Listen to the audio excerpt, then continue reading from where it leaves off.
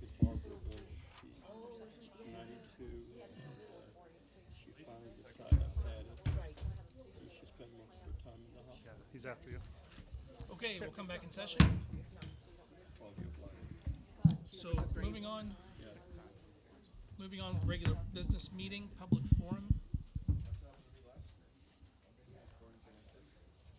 I have not received any requests to address the board.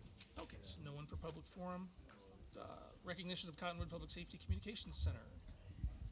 Board Chair, if you certainly know, we honor our telecommunications folks. We work with Cottonwood Public Safety most frequently. They do all of our dispatching. We have the Sedona Police Department who answer many of our 911 calls, and we also have the Coconino County Sheriff and the Yavapai County Sheriff, and maybe even DPS in there sometimes. So we interface with a whole bunch of telecommunication folks along the way. Every April, the second week, I believe it is, in April, they recognize telecommunication folks with Telecommunication Week. We certainly, and Arizona Dispatch for the wildland stuff too. So we have 6 great agencies we work with. And so we want to just recognize our folks. We have some folks from Cottonwood here today that are representing, so they'll be proudly accepting this wonderful proclamation. If you'd be so kind as to read that into the record and provide them with such proclamation suitable for framing or something. All right. If not, we can make Assistant Chief Paichura read the proclamation. He was actually asking he would love to read a Well, proclamation. I if think you- that's a fantastic idea. Yeah, short timer. That's That's payback is what that is. Chief Paichura, I think it's an excellent idea. he does oversee the telecommunications division.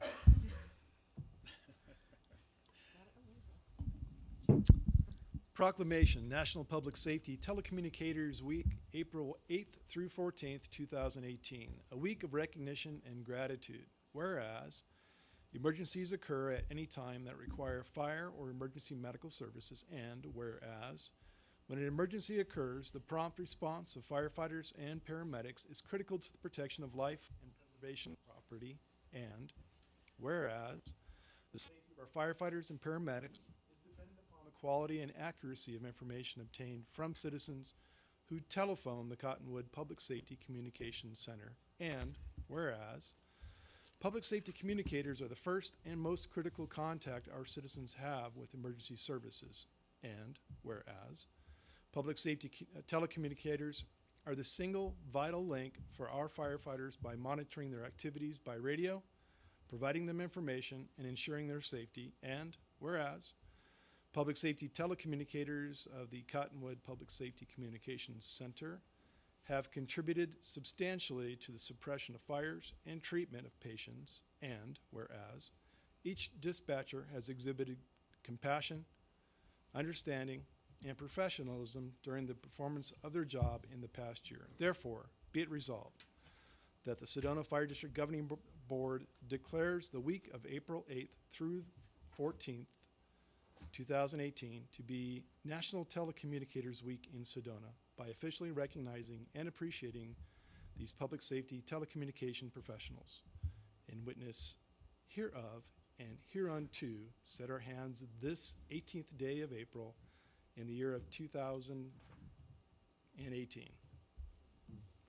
Excellent. Folks want to come up and just say any words. One of you want to speak at all on behalf of Cottonwood Public Safety? You guys speak all day on the radio, but we just get to see you talking now. You don't have to if you don't want to. On the radio? All right. Well, we won't put you on the spot then. These are what we call the first responders, and truly the compassion and the professionalism that they speak to in that proclamation shows through in all the work that they do. We're honored to be a partner agency with the Cottonwood Public Safety Dispatch, as well as our other agencies I spoke of. And so we thank you for the hard work that each and every one of you do, each and every day, 24/7, answering our units and taking care of our folks when they need help and looking out for them. So you're another added level of safety for our people each and every day, and you're definitely like family, and we thank you for all the work you do. So unless No, anyone else wanna I concur. On behalf of the board, thank you for your service and the work you do for our people. It's been a great relationship and a great venture for Cottonwood to go into the dispatch business. I know they've learned some of the rocks and pitfalls we learned along the way. But overall, we've been very happy with your service and appreciate you very much. Thank you. Now the real exciting stuff starts, so stick around for another 3 hours. The consent agenda, that's the exciting part, the consent agenda. Yeah. All right, anything on the Dean. consent agenda that anybody needs or wants to pull out? Okay. I'd make a motion to approve the consent agenda as submitted. Second. There we go. Okay. Any discussion? All in favor? Aye. Okay. Financial report. Gabe, we're back to you. We gotta stop doing this. Budget season will be over soon.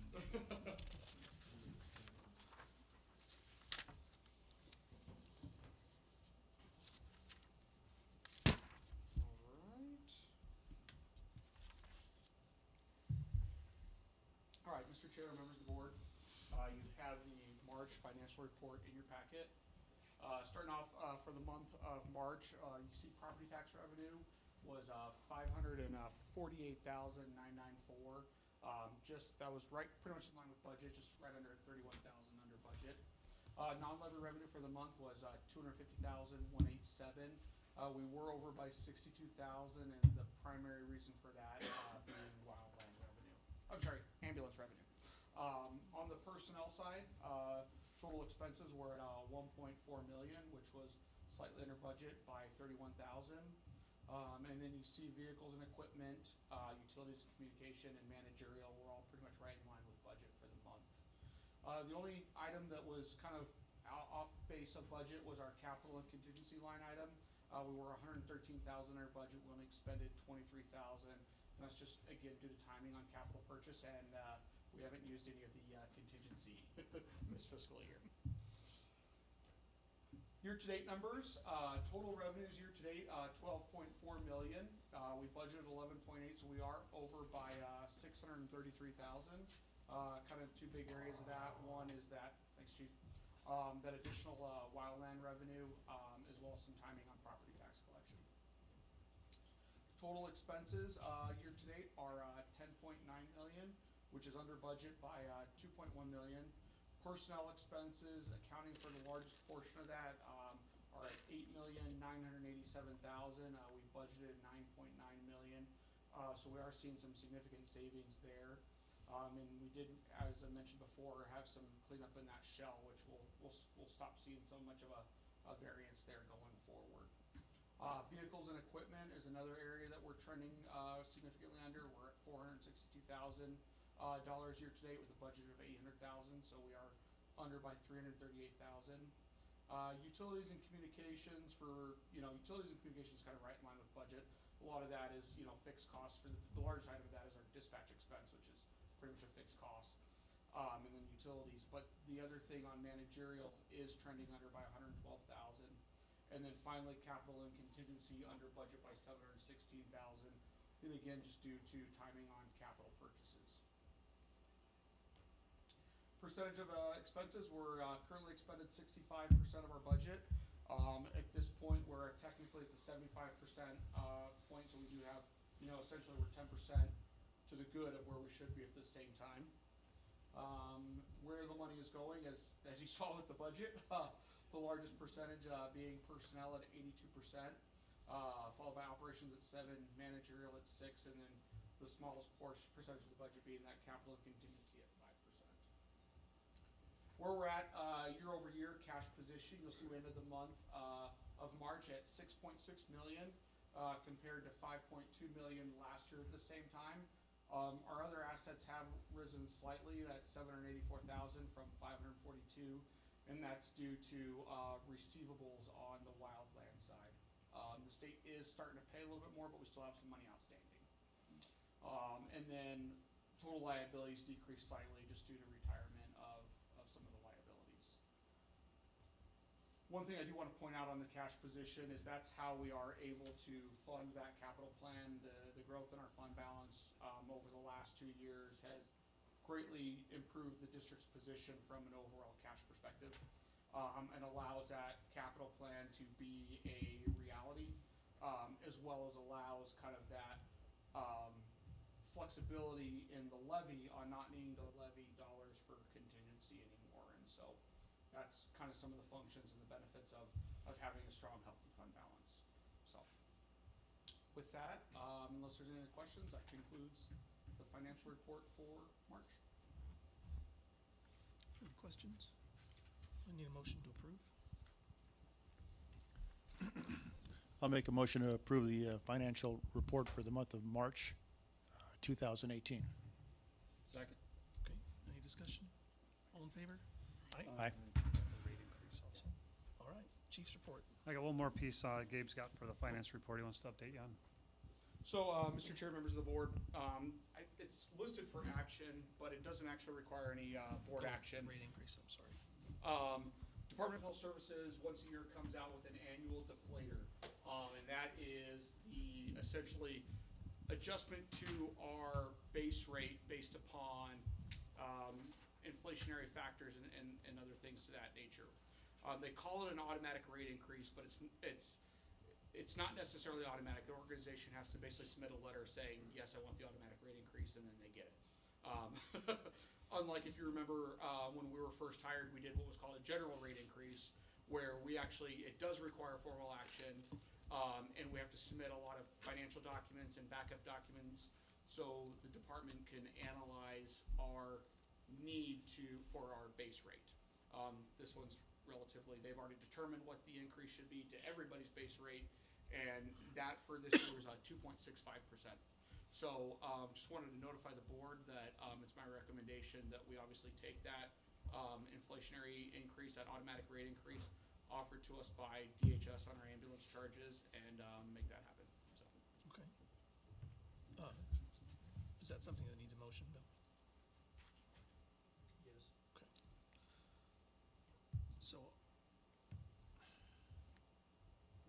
So I'll make the motion that how do I word this, that we submit A letter of, a letter to DHS? Yeah, So just request automatic rate increase. Okay, I move that we submit a letter to DHS requesting that we receive the automatic rate increase for 2018. Second. Discussion? All in favor?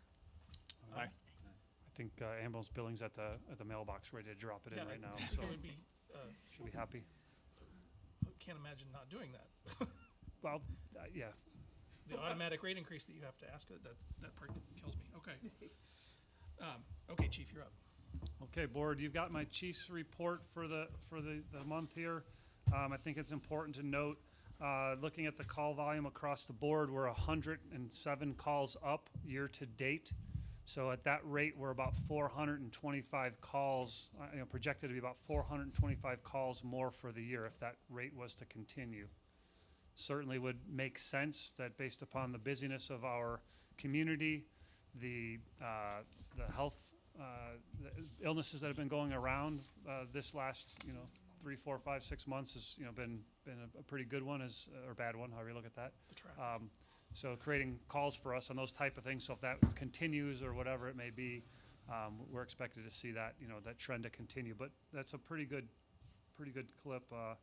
Of 108 calls, I guess it is technically, right?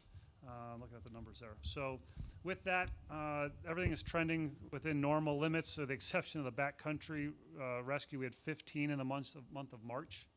That's that we put a press release out. There's a nice article in the Red Rock News that talked about the increase in our backcountry calls and things like that, and the use of the drone, stuff like that. So we're there prepared, but those are is an increasing call. You can see it's up almost 100% from 12 to 23. So that we'll see how that continues. That seems to ebb and flow. We've been a little bit it's slowed down a little bit right now on those calls. They were fast and furious for a while. Chief, sure. Does that account for I would suspect that accounts for the reason that the 90th percentile, emergent response time is almost 50% higher. I would imagine that's because of the back country. It certainly is contributing to that, absolutely. And so while we're still doing our work on the 90th percentile, and Carrie's becoming an expert in statistical analytics, and luckily FireStats does a lot of that work for us, these numbers are different. We did some finessing looking at the document as we were preparing these minutes. And, you know, it's a lot of check boxes and making sure we got everything right. And so looking at these numbers, I believe that's what it's doing. And Jeff looks like he wants to say something. So, and Chief Coyle's taking, statistics 860 something, 850. Yeah, so he's enjoying stats right now. So, because we have it's not a large number of calls in emergent mode. Anytime you have 4 or 5 outliers that are taking you a while to get across the district or to and backcountry piece, it's going to impact your 90th percentile emergent response piece. But when you look at an annual number, the 4,000 call base piece on annualized, there's an improvement, and you can see the changes going on holistically across the system.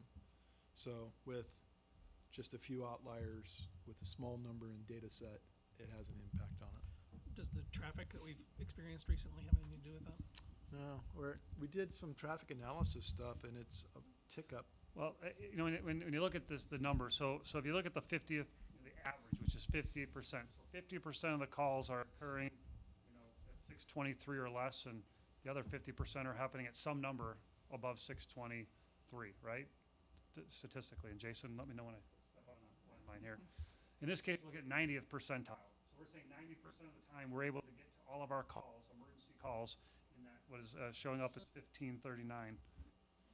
So when we did the analysis that we spoke of, and had a gentleman from the public concerned about that, and we were using the average response time, it's very random as to when the calls are occurring, where they're occurring. Are they occurring where traffic's going, or are they all occurring 50% of the time? They could be going somewhere else. 90% is a good chunk of our calls. So the traffic's going to be more embedded into the actual impact in the 90th percentile than it would in the 50th percentile. Does that make sense? Mm-hmm. So we're still working on those numbers and really getting a grasp on what the norm is. And so as we're just presenting these numbers, I just ask for a little bit of patience to let us really try to balance this out and figure out where we stand. I want to point out that the last 2 numbers, the year-to-date numbers, are the 90th percentile. Those are not averages of the 90th percentile. Those are year-to-date 90th percentile. So for those, all the calls that are emergent over the last 3 months or the respective 3-month period looking back, you know, you're seeing a 40-second increase. So could that 40-second increase be related to traffic? Yes. Could it be where all those calls are occurring and we're having more of them out in the wilderness country, more of them out in the remote areas? Yeah, that could be too. So it's not a exact science because the calls aren't happening in the exact same place to exactly isolate that. Does that maybe help you somewhat? I don't know if I... Sure. Okay. Get you, I mean, so give us some time to balance this out Yeah. and have some trend history so we can begin to really see, you know, I look at that 15 minutes and you know, I haven't had time to do a response analysis to look at why that's, you know, such a large increase. But if I look at those and go, well, 15 of them were happening out, you know, in the middle of nowhere, potentially. Those might not all be emergent calls either, by the way. So that's what we're looking at. So thank you for noticing that, and thank you for appreciating the 90th percentile reporting data.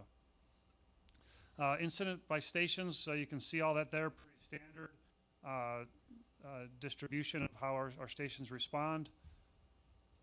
The incidents by time of day, you can see, you know, obviously we're continuing to be busy from 10 o'clock in the morning to 10 o'clock at night, and it tapers off in the evening, but we don't close up the shop and no one goes anywhere at night.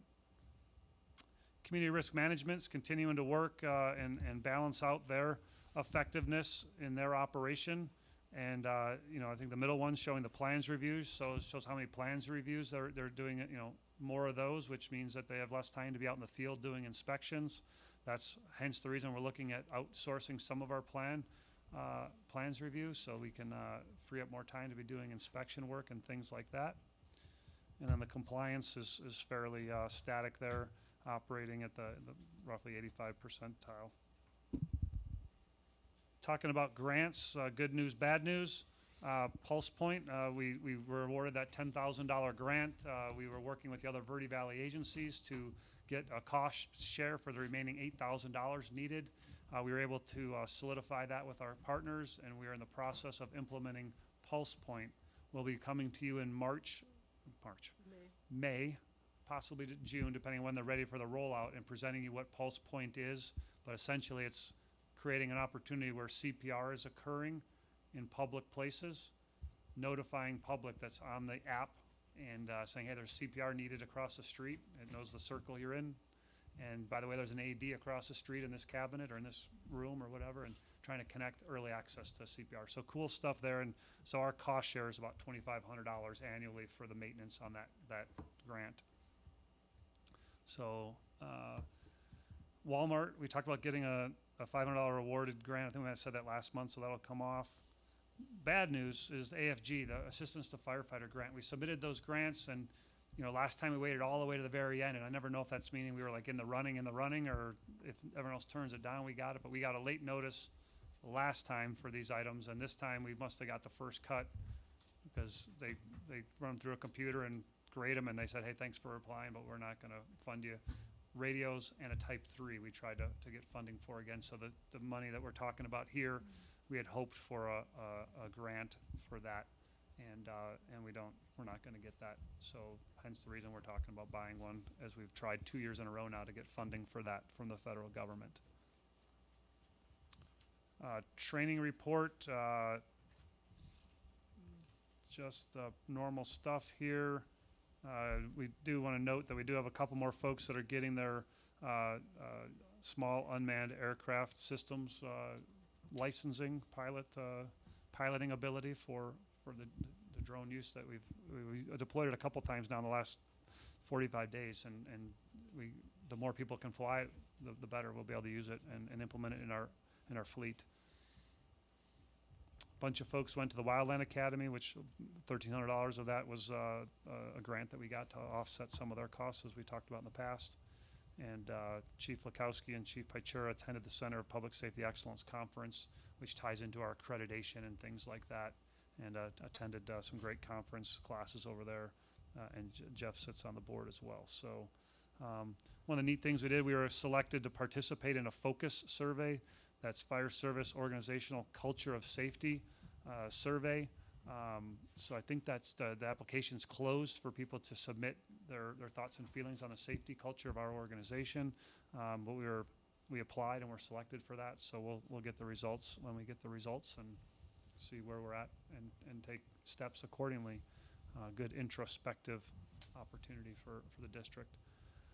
Nice thank you letter there from one of the churches in town, just saying thanks to Chief Mazulis and group for helping out with Stop the Bleed, which is a program that they're teaching out in the community nationwide to try to get people to stop when people have bleeding incidents that they bleed out and end up passing when it could have been fixed with pressure or a tourniquet or whatever the piece is. So Ed and a couple of our Eric Walter. Or a couple of our instructors. Who else is an instructor? Well, Eric and I taught the class, but we've got John King and Dave Guth.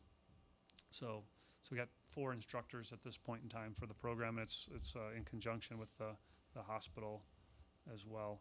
I got another thank you in here. We had a fire of a tree up in Stations Forest District in Uptown one morning, and they were able to get the fire put out and took care of the tree and the damage. Interesting is the incident occurred, and I was getting a thank you from them almost, an hour or two later from the manager saying, hey, thanks. We had a couple other trees that I don't know how they didn't necessarily catch on fire, and then would have caught a couple cars on fire. And so quick response by Station 4 and quick action averted disaster for this apartment complex and those couple of units, and who knows what else could have happened, but those were realistic probabilities that were avoided. With that, we'll go to my messages here, the updates. So if you head to the movie theater anytime soon, I don't forget which day they actually start showing, but we've done a wildfire safety message in conjunction with all the fire safety agencies in the Verde Valley, and actually from the Prescott side as well. If you hit our movie theater or the Prescott Harkins, you will see a wildfire message, just reminding folks to be safe. This wildland season is one of our continued efforts to be fire safety aware as we're entering a wildland season, of which Jason will fill us in shortly on. Any questions about that? There's no speaking parts, it's just static, so. Assistant Chief Pichura. So as you may have read in your packet, we have the unfortunate opportunity to accept a resignation of Assistant Chief Jeff Pichura, who's been with us for over 2 years now. Done some really amazing work for our organization and helped get us to a new place. Our approach to things, our attitudes towards stuff, our operation-wise has been a great resource for operations folks at many, many levels. Our work with the dispatch folks, our telecommunication folks, our mechanic folks, our capital budgeting and planning has been a great resource for me as the fire chief, having 30-some years and almost 40 years in the business. It's been amazing. I certainly know when we offered him the job, we had wasn't a forever deal. And while I hope forever was a little bit longer than we had, an opportunity's presented itself, and he's had the opportunity to do that. And I certainly don't fault him for taking this opportunity and all the reasons for which he's going to do and take that. So we're going to say goodbye to him on April 26th as his last day here at the Sedona Fire District. And I'm going to miss him personally a lot. I know he'll be a phone call away, and we'll remain good friends and colleagues. And I'll turn it over to Jeff if there's anything you want to say specifically. I've already made you talk once, but. So, Mr. Chairman and board members and staff, as well as community members, these past 2 years have been amazing. Thank you for allowing me the privilege to serve on the fire district and be a part of an organization that truly works hard daily, as well as prepares itself for the tasks that are at hand. Through your journeys and adventures, you get to see agencies that are nimble, agile, as well as not so, and fear change and do not want to change. I will tell you the Sedona Fire District membership, the organization itself is nimble, it's agile, and resilient. These people want to learn new things that are best practice. They want to excel, and you've got some great people working for you on a daily basis, protecting and serving the community members here.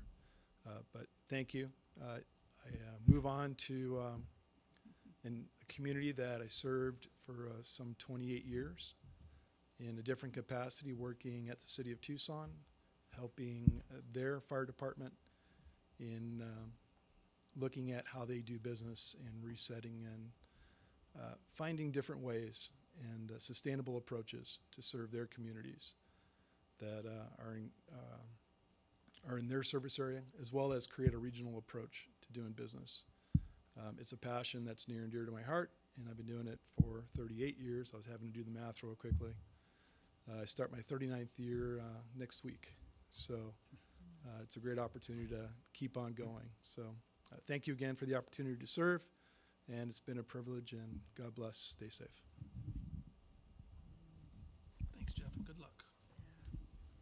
From where do we go from here? We're in the process of trying to evaluate where we go from here, what we do, and so we have great options to get us through an interim phase, and our history is to offer some sort of a competitive testing process, which will certainly occur, and create a replacement for Jeff somewhere down the road, and we'll find a suitable candidate, and they'll have big shoes to fill, as you wear like a size 14 or something.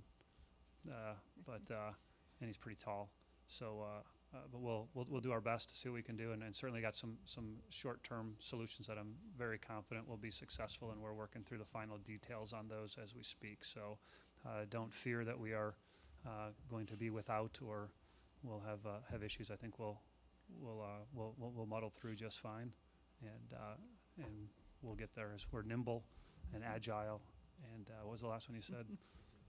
Resilient. Yes, I knew there was a big word there. I like that. If I may, Chief, we'll see you on Highway 79 coming north, so you can cool off Yes, sir. from the Tucson heat. Yes, sir.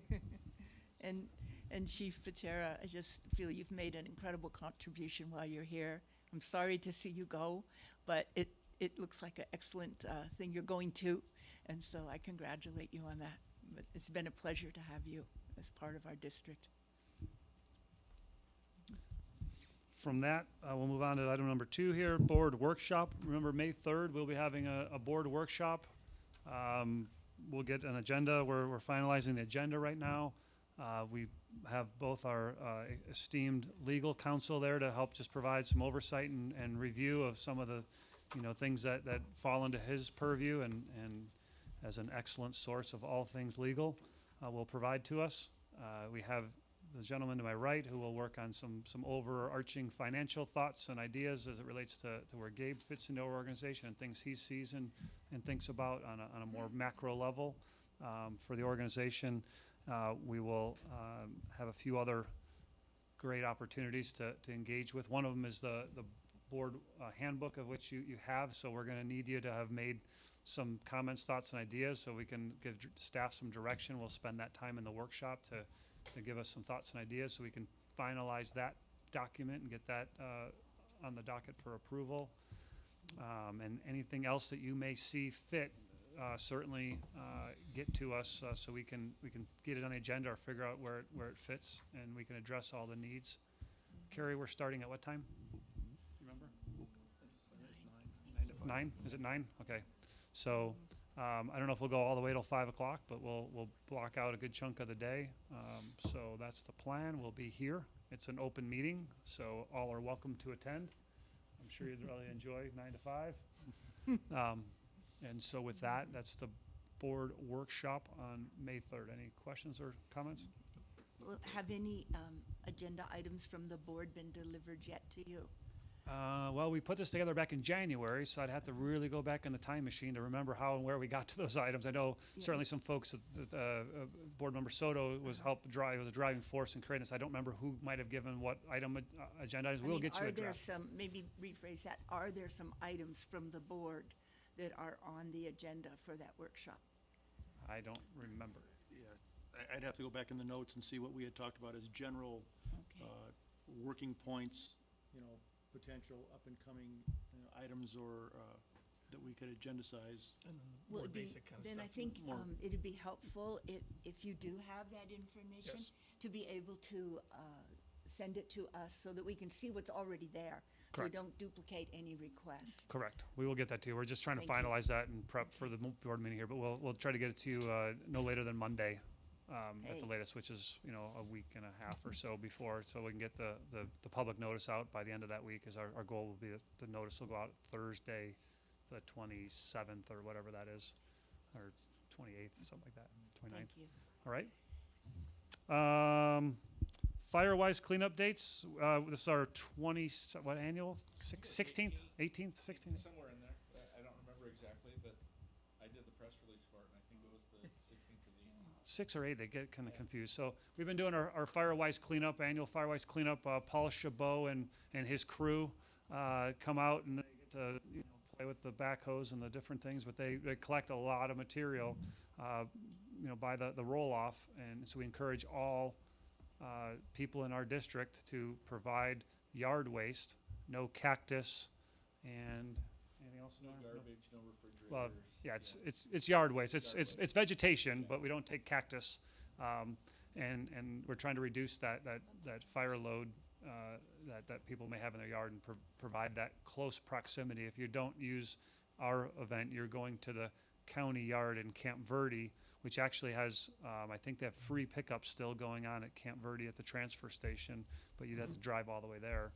So we're trying to make it convenient for folks and from around the district and get that drummed in. It's not for commercial use. However, if you have a commercial vendor who does your work and you have no way to get your stuff there, we have a mechanism for people to get that stuff dropped off to us. But if you're a landscaper just out doing your job, you can't come and dump all your stuff because that's a better place to dump it, if that makes sense. So that's the cleanup, and it ties into what Jason's talking about, which I'm gonna turn over to him in just a second. But before I do, reminder that the Arizona Fire Districts and Arizona Fire Chiefs Association have their joint conference in July in Glendale. It's always beautiful in July in Glendale. The July 10th through the 12th. That's not the statutory training for board members. Reminder is new board members, you're required to do training either online, which is an option, but you have 12 months to complete that training, or you can be in sunny Laughlin providing that training where you get 2 full days of Mr. Wonderful. He does a great job with his colleague Donna Versa and other people from fire districts doing all the finances and stuff. So But this one does but not. we don't have it in July, No. correct? They actually are gonna offer the statutory stuff, because they started getting some pressure Oh. from people who missed it last time. Oh, well then that's Fantastic. news to me. I also heard they're maybe doing it more regionally too, instead of at Laughlin and removing it from Laughlin and going to a more regional approach. But right now I haven't heard that, and that's the first I've heard of that. They So. tried to set the regional up, but they hadn't caught fire, and they were afraid they're gonna miss out. So maybe we'll see something in July. Then that conference bulletin is not out yet. It should be out any day now. And so certainly we'll get you that link. Carrie will be excited to send you that link the minute she Great. gets it. And you 'Cause, can, I'd be interested if indeed it were offered. I'll send you a note. Thank you. so. And with that, I think that concludes my chief's report as stated on the agenda. And I have Battalion Chief Jason Coyle up on the wildland fire update if you'd like to hear from him next. Okay. Thank you. Had a little meniscal root repair, so I'm a little slow. Sorry. All right. So what I want to do is give you guys a quick overview of what the last fire season looked like for us, and then most of it's eyes forward stuff towards what's going on, what we expect to have going on this next year. So in 2017, where we sent units out to 29 different assignments outside of the district and had about 25 in-district fires. The revenue to date, as we talked about, is $155,000. There's 4 task books completed, so as individuals move up the hierarchy of the wildland fire program for their different qualifications, they have to complete task books. And probably the 2 of those that were pretty cool is Sean Foster completed his Type 2 Logistics Section Chief's task book. And then Todd Miranda is a division chief now, so division supervisor. So there's a couple guys there that have really moved up the ranks. 2 more task books were open on other individuals targeting to get some of those additional leadership qualifications. We also sent our REM team, which it stands for Rapid Extraction Module, but we've found an opportunity to kind of leverage our TRT strengths and our backcountry skills together to send these 4-person units out that actually ourselves and Santa Fe, New Mexico were the first 2 of them outside of California to be developed and to be fielded out to provide for the medical needs of these wildland incidents where there's difficult access, where they need to use rope rescue equipment. So it's great for our crew members. They get to practice their craft, even and provide, when they're not actually engaging in rescue, which most of the time they're not. Then to help train the other personnel there on the incident, and then they have that tool available to the teams managing those fires in the event that there is a rescue or there's difficult egress. That NMAC risk communication, I had the opportunity last year to go out on a national tasking. The feds paid for it, but to go out and meet with different fires around Montana, primarily in the Missoula area, while they were dealing with multiple large fires, including some with fatalities at the same time, and provide guidance and input on how to improve their risk communications between the incidents managing the fires and the firefighters on the ground, and then also the units that they're working for. And so that was one of the things that I had the opportunity to engage in last year. So again, the assignments, we talk about the revenue. I think it's easy because it's a number that we can all relate to, but just kind of, I probably say this every year, but the biggest thing for me about those assignments is that we get to practice to proficiency in an environment that isn't Sedona. So when we do have that event in Sedona, which we've had 3 incidents since I've been here that have required national teams to manage them, large-scale events, the Slide Fire, the La Barranca, and the Brins. And so when we do that, then when it comes to those decision points in Sedona where they have to make rapid judgment calls, I feel like they're better at it. I don't have any empirical evidence to support that, but I do think that the outcome has definitely demonstrated that we are good at that. And I think one of the reasons we get good at that is they get to practice it a lot. All right, so now the doom and gloom stuff, because this is kind of one of those doom and gloom years. If you look on the left there, it talks about Flagstaff, the precipitation so far this year. So starting September 1st, what they call a water year, but that's usually what we use to measure the wintertime snowpack and the conditions that can lead to a quicker escalation of the fire season. And we have 5.44 inches, normals 14.72, so we're down over 9 inches. So we only have 37% of the precipitation that we'd normally have from September to now. And if you look at Prescott, while the numbers are smaller, they even have a greater deficit. They only have 24% of the moisture that they normally have year to date. Over the last 30 days, the departure from average on temperature and precipitation, the graphic on the left that's more blown up there, that is the precipitation. As you can see, we're kind of right along the Mogollon Rim there. We're kind of right in the middle of the bullseye, about where we normally get storm systems that come in off the west coast and drop some of that rain as they go up onto the Mogollon Plateau. Hasn't been happening. Definitely didn't happen in March the way it normally does. And then we also had warmer temperatures, as evidenced by the graphic on the right. The green or the yellow is 0 to 1, so those are 2 to 3 degrees above average temperatures. And so if you take that, so that's kind of where we're at right now with the temperature precipitation. Then if you look forward on temperature and precipitation, the 1 month outlook calls for us to have a higher probability than normal of above normal temperatures, centered all over Arizona, and then a higher probability than normal of below normal precipitation in the same time. So you can see the 40 percentile right there.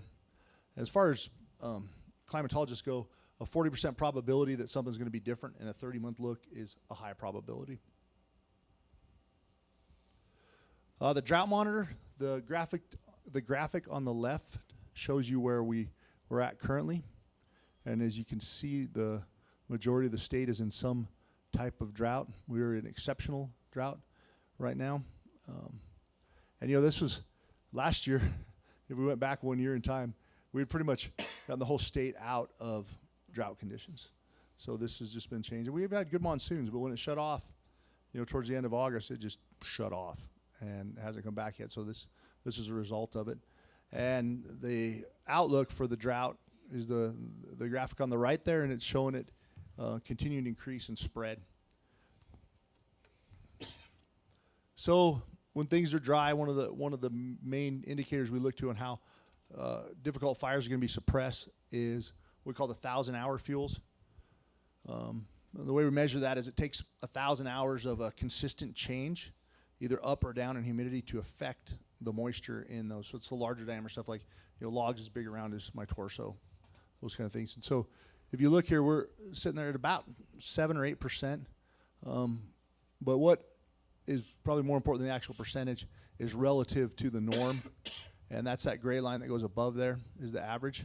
And we're trending back down towards historic minimums as far as the live fuel moisture.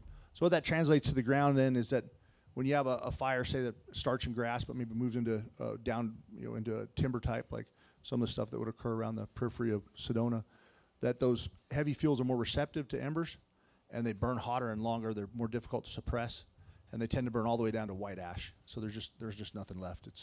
They completely consume. That's what those dry numbers kind of look like on the ground as far as fire behavior. And then the other number that we track real closely is called the energy release component. And basically what that does is it takes into account everything except the wind, which is more variable from day to day, to look at the potential for large fire growth.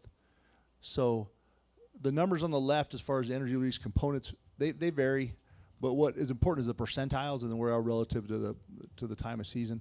So if you take this line here and where we're at in the green line, and you draw it across until you hit the gray, and then go down. So on an average year, we wouldn't be seeing the energy release components that we have right now until the first week in June. So it gives you an idea that we're about 6 weeks ahead of schedule as far as that the dryness goes. And I wish there's some on the bright side, but that's not the way it's shaping up this year. So if the look for significant fire potential, which would be the graph on the left there, as you can see, pretty much Texas, eastern New Mexico, that's the area that are expecting higher than normal large fire growth in April, and they actually just issued another fuel advisory for that eastern New Mexico, West Texas country. They've got quite a few fires going on. Oklahoma, as you say, all the way up into Oklahoma and then up in Nebraska, and then they're anticipating it to move further west in May. Starting down in the southern part of Arizona, southeast part of Arizona is pretty typical for where our fire seasons transition from highest to lowest, going north and then move north. Kind of, one of the things that about these graphics that makes me a little bit concerned, and actually I'll point it out on the next one because it's bigger. So this is going into June. So one of the things that happens here is normally if it's a typical fire season, then our fire season only competes with Alaska. We have fire seasons that are about the same time, the Southwest and Alaska. Seems kind of weird, but that's the way it is. And so what that means then is that there's not a lot of competition for resources. Is that the resources in the Southwest that we need are normally available to us. And also we have we being the Forest Service has an agreement between Region 1, so it would be the Northern Rockies region, for them to send resources down to us in our fire season, and then we send resources, the Forest Service does, up to them, and that's when we tend to leave, is when we know that it's safe here and we've got good rain, to go up to the north to help with their fire season. Well, when you start seeing places like Southern California that can have significant fires that have a large impact on people, and then north part of Nevada, and then into Colorado at the same, enter into that higher than average fire potential at the same time as us, is that it increases the probability that there's a lot of competition for those different resources, whether it be air tankers, incident management teams, engines, hotshot crews, whatever. So, when I look into June, that's one of the things that kind of worries me, is seeing where that is, and of course we'll continue to watch that to see what that competition for resources is like. And like the Chief talked about before, is that how we look here and how favorable conditions are for large fire growth and what other resources are available to us in our area are all things that will factor into decisions on the length of deployments and how many people that we'll deploy out at the same time, because we want to make sure that we're, first priority is cover home base. So, all right, so what does this mean for Sedona? So I talked about competition for resources. Fire restrictions will start earlier. The Prescott engaged in fire restrictions, right, John? Prescott National Forest. Fire restrictions on Friday.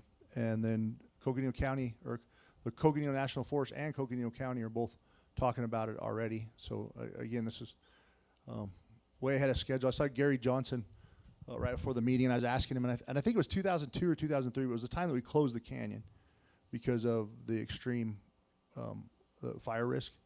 I think it's only happened twice in 20 years that I've been here, where they actually restricted traffic into the canyon during certain times of the day because of the high potential for large fire growth.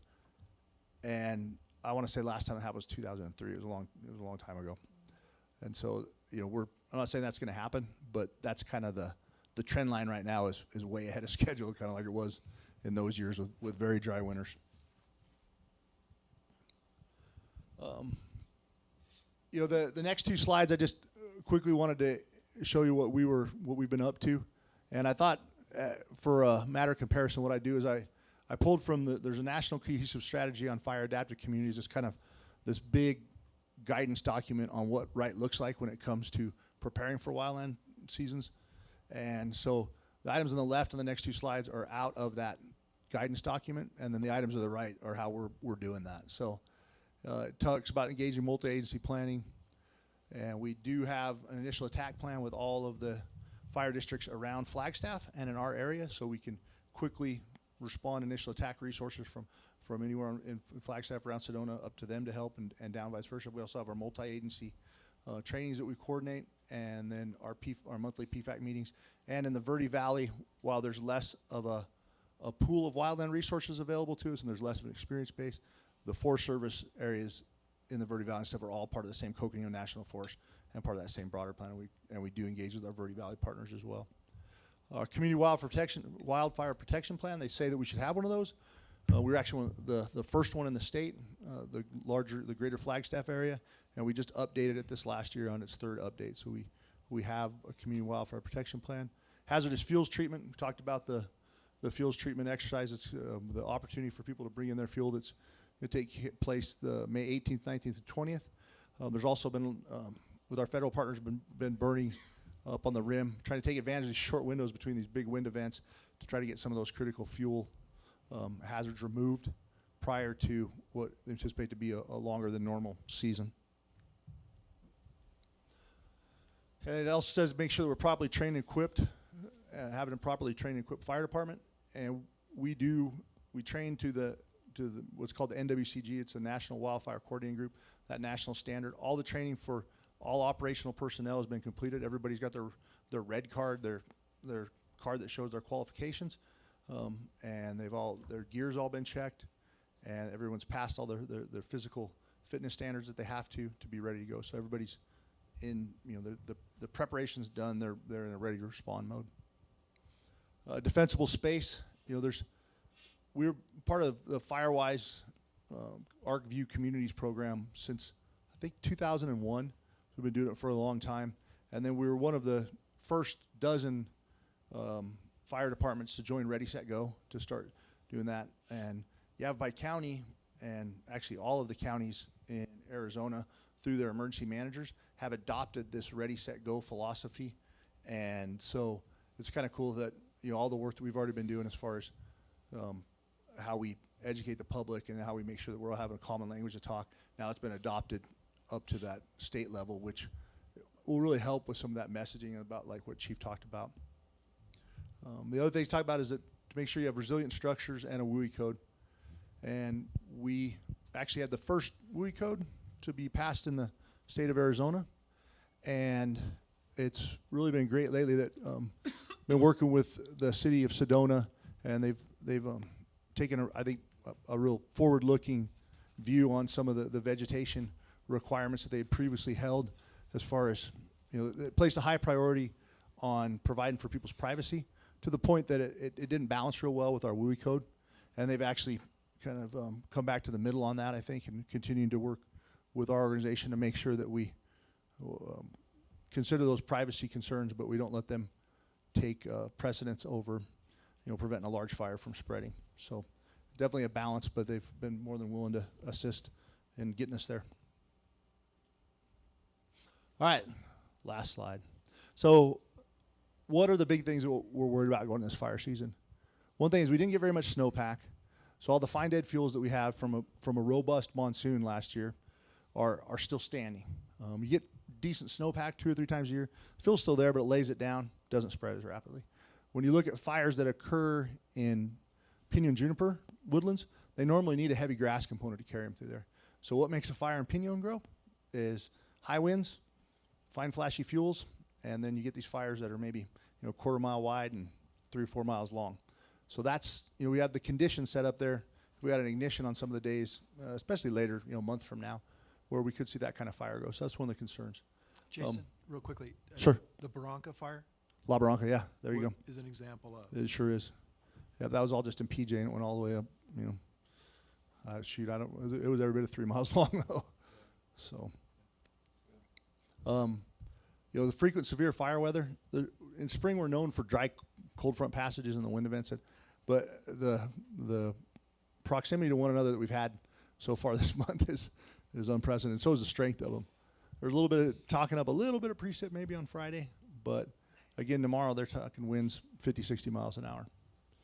There is already an air attack platform up at Flagstaff that just came on, so it's earlier than normal. The crews are on for our federal partners, but it just seems like those have been really stacking up, which kind of harkens me back to the years when the wall of fire, things where we had, you know, multiple red flag days consecutively.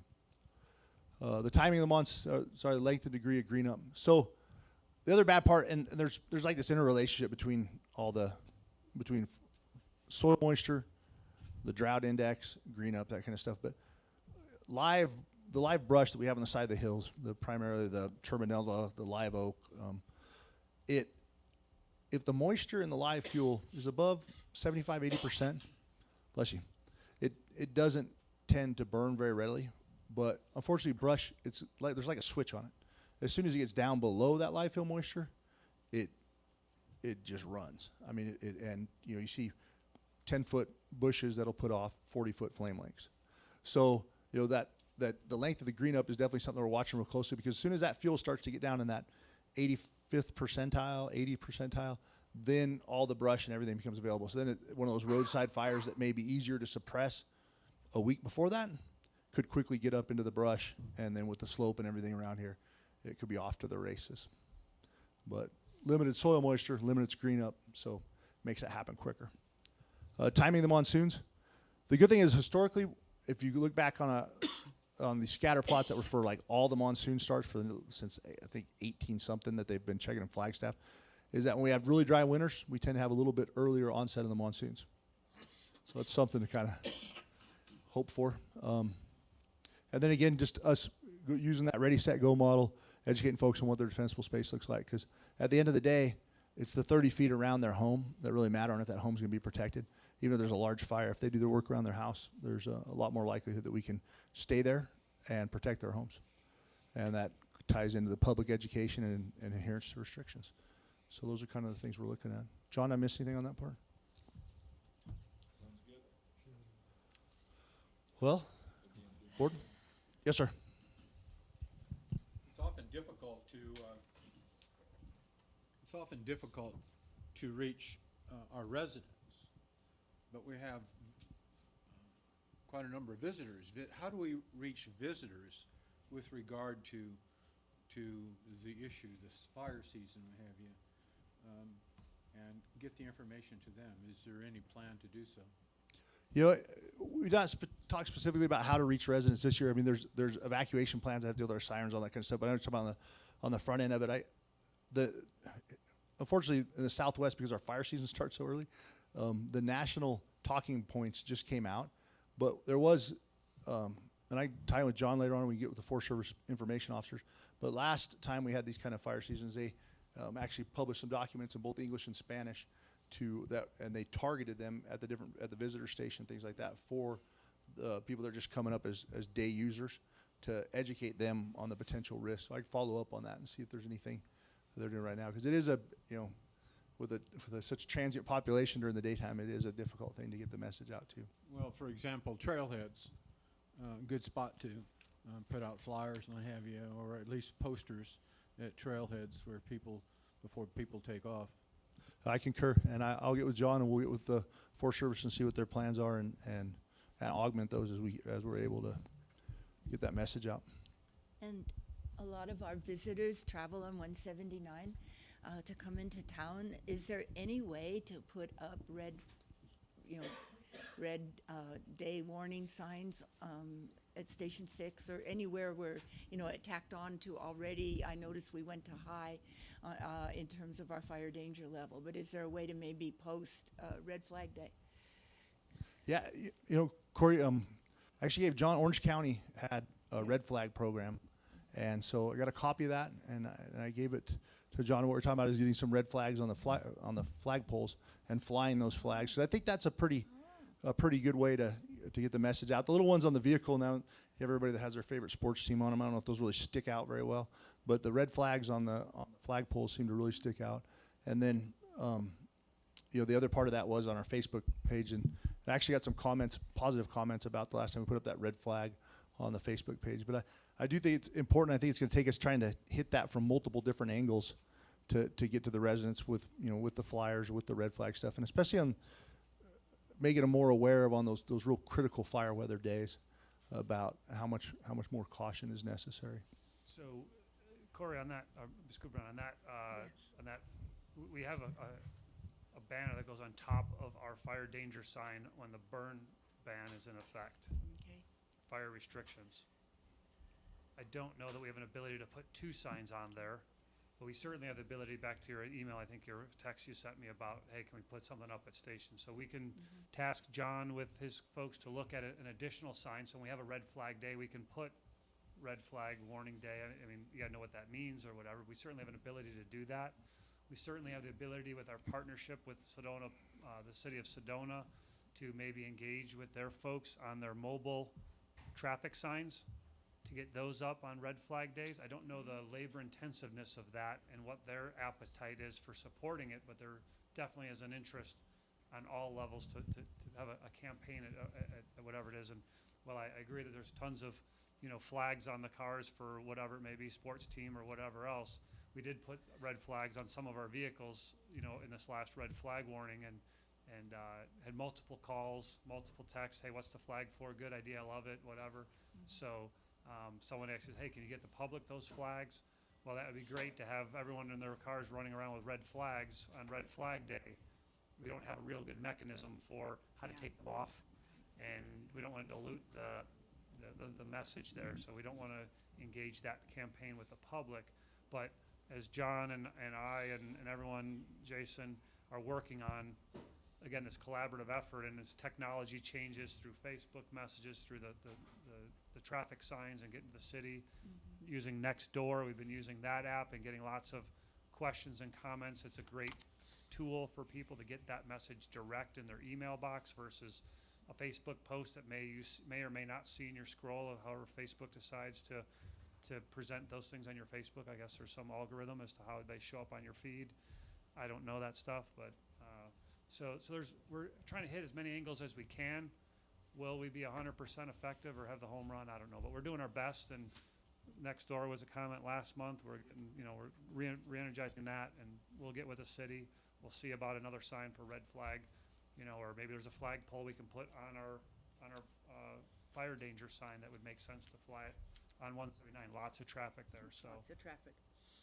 we're open to all suggestions, and the time and ability to conquer all those things. Unfortunately, it's not the only game in town.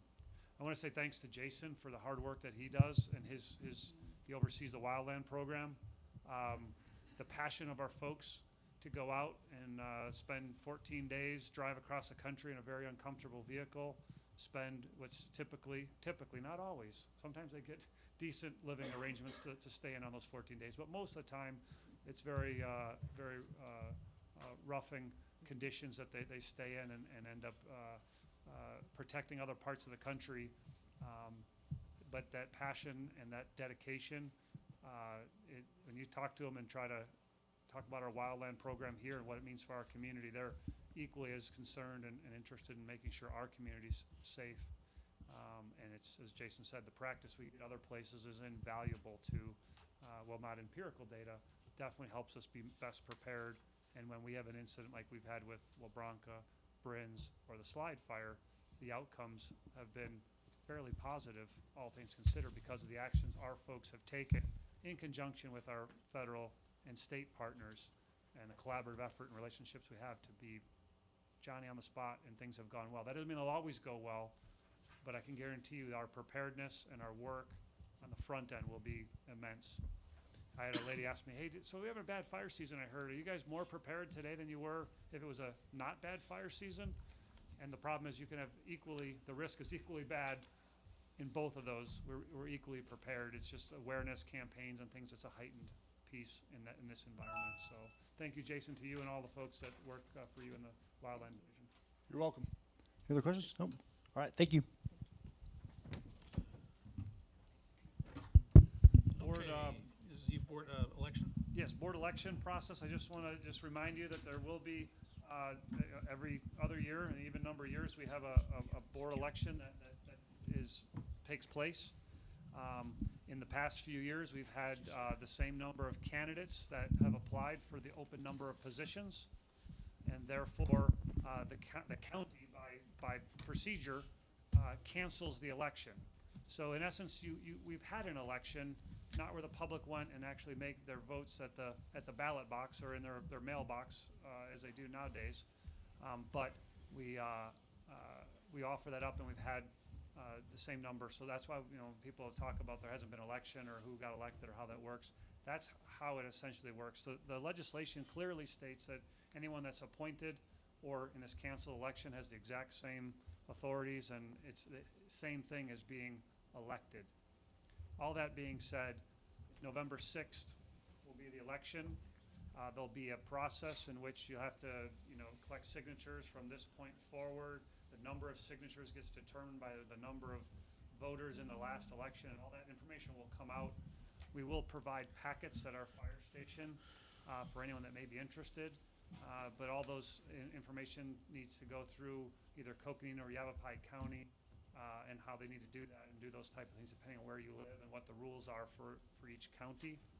And those particulars will be handled by the election department. We do not handle that. We're here to assist in any questions you may have or do what you may need, but we are not city clerks or anyone that really can do those election functions that sometimes other authorities have. It's fairly hands-off from a staff perspective. Happy to do anything else you may want us to do that is within our authority. But I'm just reminding people that, now's a good time to be thinking about that. And we have three spots open. And so depending on who may or may not decide to run or run from the public at large, we'll determine whether or not we have another election or not. Okay. I'm in. Money's budgeted, you're in. Money's budgeted in the budget as well, so, it's an estimate as well, so, we've got $33,000 or so in the election costs that would get shared by hosting the election. Okay. Fee schedule, I bet that's you. That is me. Okay. Board members, if you'll remember approximately a year ago when we adopted the updated 2012 fire code, part of that adoption was the fee schedule that we charge for permits, plans reviews, all of those great things that we do in CRM. After having a year to work with the existing fee schedule that was in place that you adopted, it became quite apparent to me that many of the fees that were on that schedule were fees that were rarely used. It also became abundantly clear that many times a contractor would come in and say, hey, I've got to do this. Are you going to require a plan review? And yes, it was things that required plan reviews, but it wasn't necessarily on our schedule. On our fee schedule. So, long story short, we're trying to pare down the fee schedule dramatically. We probably cut the items by 2/3, and make it more accurately reflect what we do, but also leave some flexibility in there. So, as you'll see, some of the permits on there are major permit, not otherwise specified, minor permit, not otherwise specified, to give us that flexibility when somebody comes in that we can address those needs. The other issue that we had was the planned reviews. And as Chief mentioned earlier, some of the large projects that come through can eat up many hours of plan review, many hours that we're not out in the field because we're dealing with one specific project. So we have talked with Brown and Associates, which is a plan review and inspection company out of Phoenix. There are a couple of companies that do these sorts of things. Brown and Associates is used by the city. It's used by Flagstaff. Many times when they get overwhelmed or they have larger plans that come in, they will send them out for second or third party plans reviews. What we are doing right now is we are using Brown and Associates for third party plan reviews, meaning that when we get those large plans or when we're overwhelmed and we can't deal with them, they come into us. We tell the contractor, you're going to have to contact Brown and Associates, make payment arrangements with them, and then we'll send the plans down, get them reviewed, and then they'll come back to us for the comments. it works, but it's clunky. We're looking to go to a second-party plan review, which Gabe mentioned in his budget review, the money that would be budgeted for those outside plan reviews. Where in a second-party plan review, we get the plans in, we send them out to Brown and Associates. Brown and Associates does the plan review. They come back to us. We give the comments to the contractor or the applicant, and then we pay Brown and Associates, but we collect from the applicant. So it just creates a seamless process. From the applicant's standpoint, they will never know that the plans went out. They dropped them off here, we got a review done, and it goes back to them.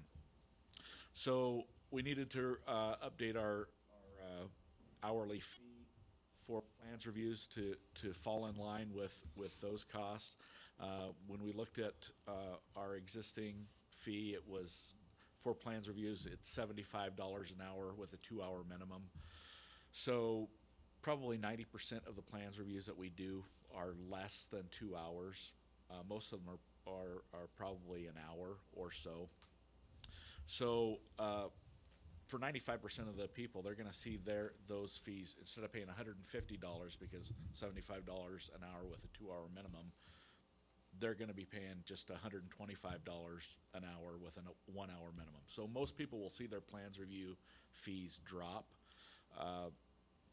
The bigger projects, those typically require more on-site inspections from our inspectors, and so those will go up. But I think right now we have the smaller projects kind of subsidizing the larger projects.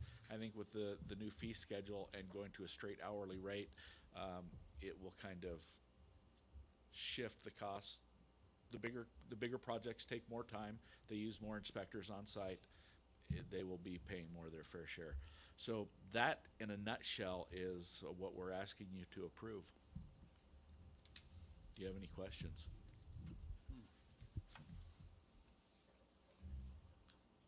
Fees looked reasonable to me. Some of the things that we have fees for sort of caught my attention, caught me by surprise. The things like explosive storage, and I just hadn't thought about some of those things. We don't, at least I don't know that we see that kind of stuff very often. Indoor fireworks displays, we don't see much of that. We get requests for those. Since in the last year and a half, I haven't seen any of those materialize, but we have had at least a half dozen requests for those issues. The indoor fireworks and outdoor fireworks, I'm speaking of, but the explosive storage, we have issued some blasting permits. We have not had any requests for explosive storage, and you'll notice that the fee for that is quite high. We'd rather not have that. There are explosive bunkers that are outside of our district, but they are there. In fact, most of the people that work with explosives, they know those. Whenever there's blasting within our district, they bring the explosive into our district, they do the blasting, and then what's left over they take back to those bunkers. The explosives are typically in our district for less than 8 hours. I would prefer to keep it that way. So you'll notice that the fee for that is relatively high to discourage that, and there are other reasonable options nearby. Well, and it makes sense that the list is extensive so that you're not making up a number when somebody comes into town. You have it already posted. Exactly. I have a question for you. Is there any, or what's the reasoning behind this third-party plans review, whereas the contractor will never know? So many of these large plans, the hotel Element by Weston, that ate up approximately 25 hours of just plan review time. So that was 25 hours that wasn't of my time that wasn't available for dealing with inquiries from the public, being out in the field performing inspections. So with all of the other things that we do, it eats up a large portion of our time that we dramatically impacts the other services that we provide. So when we get those big projects, we can just send those out to Brown and Associates. They have professional plans reviewers. That's all they do all day long. So number one, they're quicker at it. I know the project, the first project that we sent out, I estimated that it would have taken about 20 hours of our time. It took about 10 hours of their time. So they're more efficient at it than we are. A lot of that has to do just with the environment that we're in. I'm working on plans reviews and the phone rings and somebody needs to talk to me, and it's work on the plan review for 10 minutes and then the phone rings, and work on the plan review for another half an hour, and the chief comes in and says, hey, I need you for this. So Never happens. yeah, it never happens.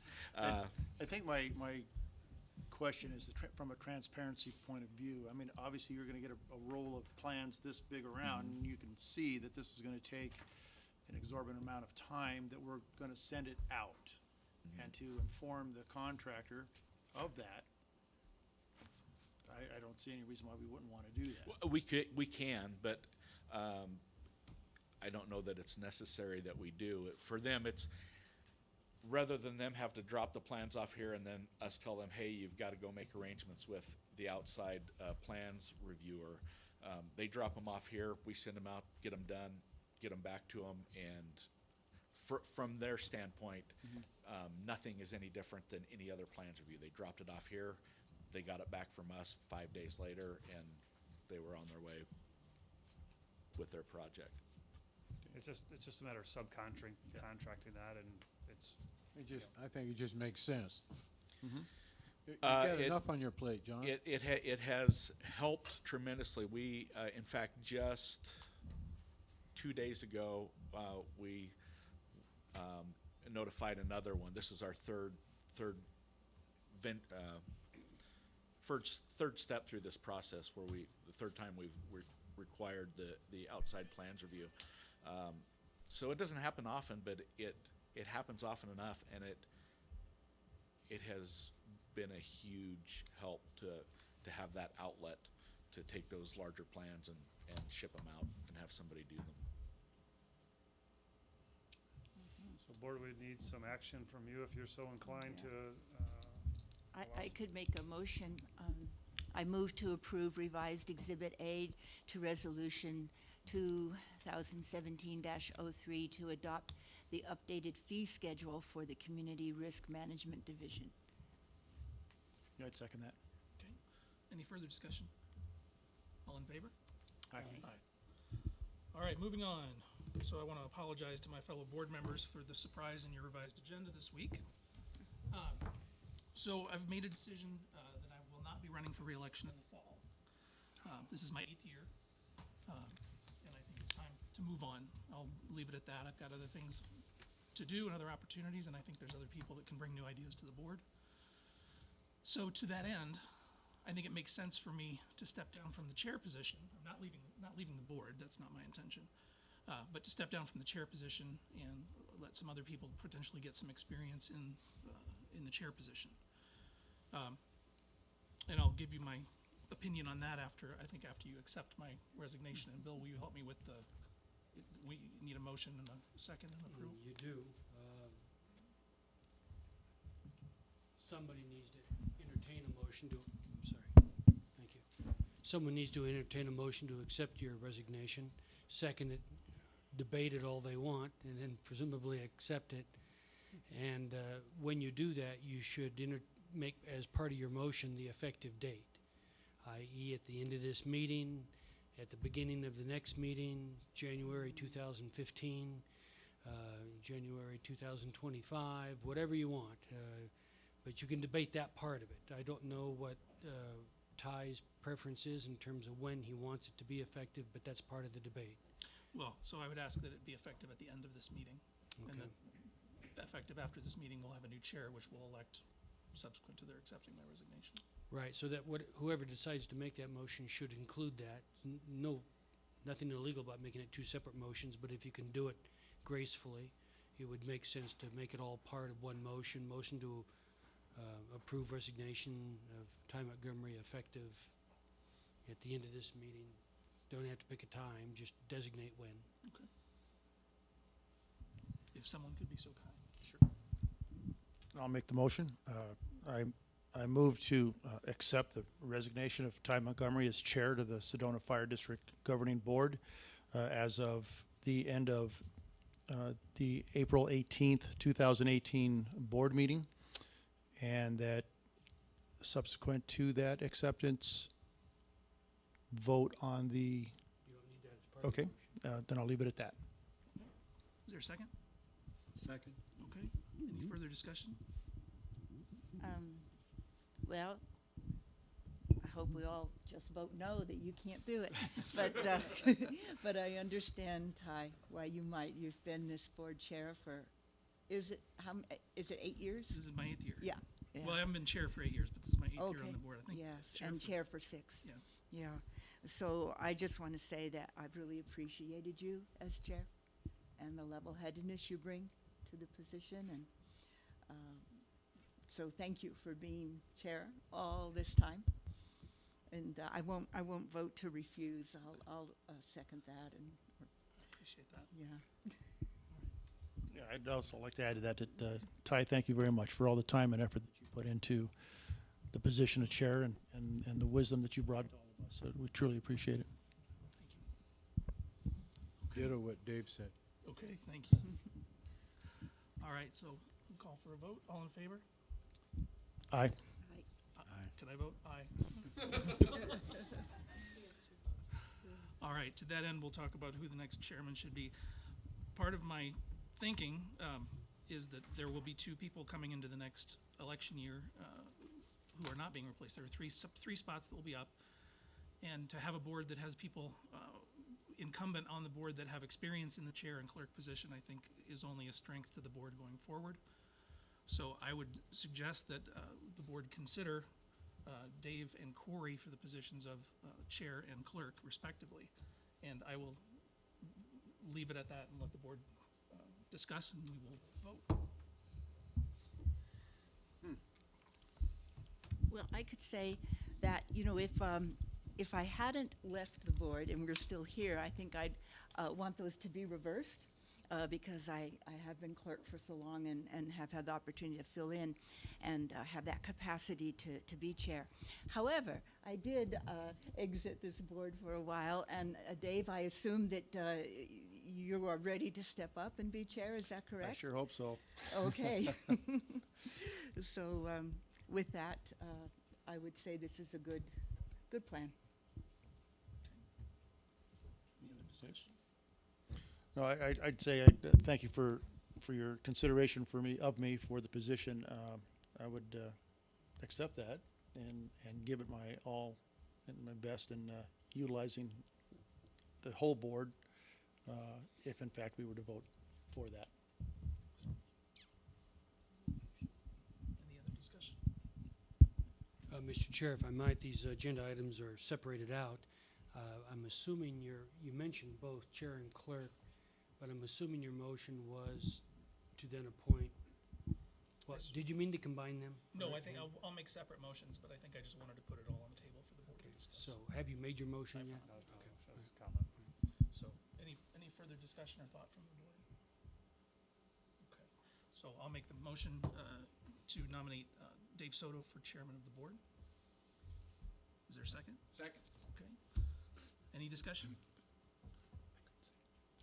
All in favor?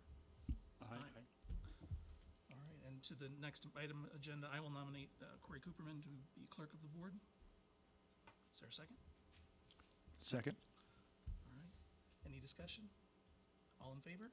Aye. All right, thank you all for indulging me, and my family life will thank you. My wife will thank you for a little less time away, but as I said, I'm not leaving the board. The board remains full and at full strength and moving forward into the fall, and so thank you, everybody.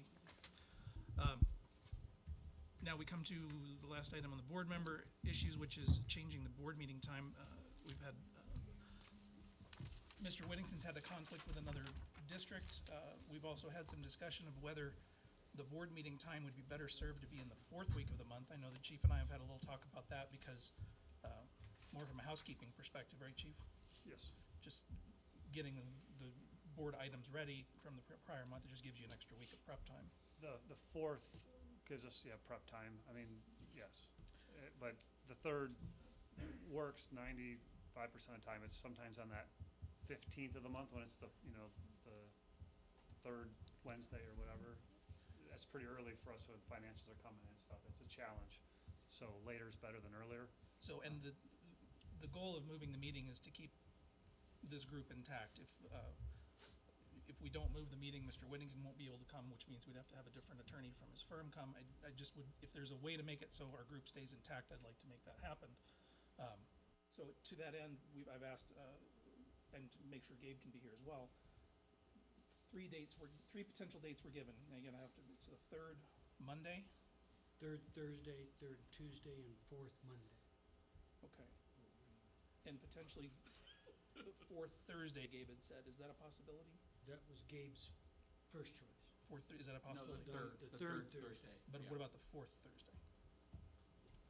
Gabe, didn't you tell me that was possible? Yeah, I believe that's possible. I know It's our possible, worries but was we'd prefer, staff would prefer not to do the fourth Thursday. just because of Christmas and. Just have different holidays that seem to fall in that time frame. And the other part of it is, I mean, we moved from the fourth week to the third week with the potential, if we have any conflicts or issues with quorums and things like that, that we're required to have a board meeting once a month. So we could be pushing the envelope on. If for some reason we had to cancel a meeting, we don't have necessarily time the remainder of that month to hold a meeting. Okay, so Those are the rationale for how we got to week 3 Wednesdays, is my recollection. all right, well, I was only pushing that only because it gets us into the fourth week. Yeah, but- I think if you go the third Thursday, that's fine. Okay, so basically we'd be moving the meeting from Wednesday to Thursday in the same week. Does anybody have a major conflict with tomorrow, basically? We'd be meeting tomorrow instead of today. Perfect. To be clear, we're not meeting tomorrow, though. No, we're not meeting tomorrow. Was Tuesday, did I hear Tuesday also being an option? I don't think we had a Tuesday. No. The third Tuesday. Oh, I'm sorry. Yeah, Yeah, just third Monday, because, third? sometimes, and certainly I can work around this, but I take 4-day weekends occasionally, Okay. where I leave on Thursday. So yesterday, basically, we would be meeting third Tuesday. Mhm. Anybody with conflicts on that? Not me. And from a staff perspective, I don't think a third Tuesday or a third Thursday makes a difference because it's still, it's in the third week, It so doesn't it's get you not that gonna extra week, change. yeah. There'll still be a 15th of the month on a Tuesday, like there will be a 15th of the month on a Thursday, so the same concern, or not concern, but it's neutral, so, I don't know, I guess I'd prefer, Tuesdays are better than a Thursday for all the same reasons, just sometimes there's long weekends or things that happen, but certainly don't wanna put long weekends in the way of a board meeting. What we can, again, work around it, right? Whatever you prefer, we will make happen. The most worried about are two professional, contract folks that have other commitments that are less, harder to move than ours. We'll make do with whatever. Jeff said he'd come back whenever we need him to, so. All right, so I'm hearing the third Tuesday, and The only, let me just back up with one more piece. The only other piece on a Tuesday, city council meets on Tuesdays. Second and fourth, so the third Tuesday would be okay, so I just would. nobody's to running give for our- city council, right? No, but just Okay. give our public that may have conflicts with some of their meetings, to give them an opportunity to be at both. I think it's a good consideration, so it's not a conflict. And Ron loves the nice Tuesdays that we booked out, but anyway, so either way, Tuesday, Thursday, your call. So third Tuesday sounds Third the best. Tuesday. Sounds best. Okay, going once, going twice, no, Pick a time, it'd be same, time. 4 o'clock. 4 or 5, whatever, Yeah, depends on if our we board have. meeting's scheduled for 4:30 is what our board meeting's scheduled for, and then if we have reason to need to start earlier or go late, we adjust that as needed, but our standard time is 4:30. So third Tuesday. If we have no workshop, no exec session, nothing else. Correct. Okay. You can do that by motion or consensus, Mr. Chair. I think we've got consensus. I think we do. Okay. I think it's a So done deal. starting which month? Can we start next month? Let me just I double assume check. that's what you. Sure, we don't that have would any help you. conflicts, so we're in May, the 15th it would be? Sure. That's great. May the 15th, oh, it is the 15th, because the first is on the Tuesday, okay. Yeah, May 15th will be our next board meeting then. Okay. John? Well, to tag on to Chief Coyle's presentation and his fantastic news that he delivered on our outlook this year. 4 out of the last 8 days. Yeah, we've been in red flag 4 out of the last 8 days. We are going into fire restrictions on Friday. All of the other jurisdictions around us are moving on the same day. I believe Coconino National Forest, I heard while talking to the Yavapai County Emergency Manager, they are moving early or mid next week into fire restrictions. So it's awful early. And we're 40 days, about 40 days ahead of where we were last year. I spoke with Gary Johnson earlier today. He said, I'd be hard pressed to remember a time when we were in fire restrictions this early. So be vigilant. Certainly if you see people making the wrong decision about burning or doing those things, call us, talk to them, whatever, but yeah, remain vigilant. It's an early start to fire season. Just a question, how do you manage the gun ranges such down in Beaver Flat and Dry Creek and so on? How does someone know that it's restricted? I know the county sends out press releases. We certainly have sent out press releases and been on social media. The other departments send out their press releases as well. And I know that many of them also use social media. They put up the trailers with the flashing signs too, but is that not for first level restrictions? That I do not know. That I don't know. So there are many avenues that the information gets out there. Like I talked to a gentleman the other day, and he said, but I don't go on the internet, and I don't get the paper, and I don't listen to the radio, and you know, I don't know. I don't know how we reach those people, but it's not for lack of trying. Well, I'm just thinking a simple poster at those locations would probably suffice. Those, I believe that the county, because the county, when they go into fire restrictions, they do not allow any outdoor shooting. So I can check with them to find out if they do post those areas that are frequented by sports shooters. Board Member McCarthy, so, you know, I mentioned earlier about trailheads and things like that. There's certainly jurisdictional issues that certain authorities have jurisdiction over. So Sedona Fire, while maybe not restricted from posting a poster at the trailhead, we're usually in concert with the federal government and those trailhead stuff, and they're actually probably even better equipped with a public information officer and multiple people that do those type of things. And that's one of their only main focuses. So they're pretty good about getting those messages where they can. Where it sits with gun ranges, whether that's a private or a public or a county-owned or whatever, again, where Sedona Fire sits, we really do our best to get the messages out, but we don't necessarily always have authority to put up a poster in some of those spots. Not that we can't, but a lot of times our partners are doing those type of things, and everyone, you know, we're focused in our sandbox and they're focused in theirs, and so we work hard with our partners to get that stuff done where we can, but we'll again do our best to try to cinch up those opportunities where it makes sense, and make sure we don't get in trouble with any of our partners too, going, hey, what are you doing, putting stuff on that's our job. The other consideration with that particular issue is that our fire restrictions, the Forest Service fire restrictions, they do not restrict firearms. It is the county ordinance itself that restricts shooting in the county during fire restrictions. So, and lastly, the other part to realize too is that in our fire restriction, while we restrict and the county restricts open fire in this ban, the Forest Service actually allows campfires in this level of restriction in what they call an improved campground. So that's where the messaging can be also difficult, because if you're at this campground, you can actually have a fire if it's in the fire ring and. But if you go, you know, 100 yards down from there and you're not in an improved and approved campground, you can't have a fire.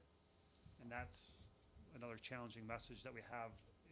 We work through it, but just understand that, you know, sometimes we see people that have fancy decorative flames that are gas producing, that are allowed because it's gas producing. It's not, Right, well, you know, that type of thing. So, but people say, oh, there's a fire ban. Why is there a fire going down there? You know, it's just, so it's a complex message if you want to drill it down to that level, but otherwise we get the message out the best we can. And the best is we have partnerships with the county, Forest Service, and we're all speaking the same language, way better than we have over the decades. So that's good. And we're supporting one another and things like that. So it's working out quite well. Okay, thank you. Okay, thanks. And last item, we've got an executive session, so I'll just make a motion, vote to go into executive session pursuant to A5, discussions or consultations with designated representatives of the public body in order to consider its position and instruct its representatives regarding negotiations with employee organizations regarding district MOU, and A3 for legal advice regarding the same, and A4 for instructions to legal counsel regarding negotiations in terms of the MOU. Is there a second? Second. Okay, any discussion? All in favor? Aye. Okay, we'll go to exec session. Well, we can go out of here or we can close up. I don't know what your pleasure is. Doesn't matter to me. Your call. You're still the chair till the end of this meeting, so if you want to stay here, we can and escort, you know, close people out, or we can go out of here. Whatever you want to do. Let's stay here if we can. We'll stay here.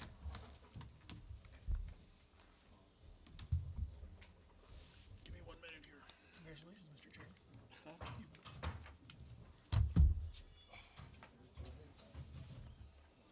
You know, when I first read this, and I said to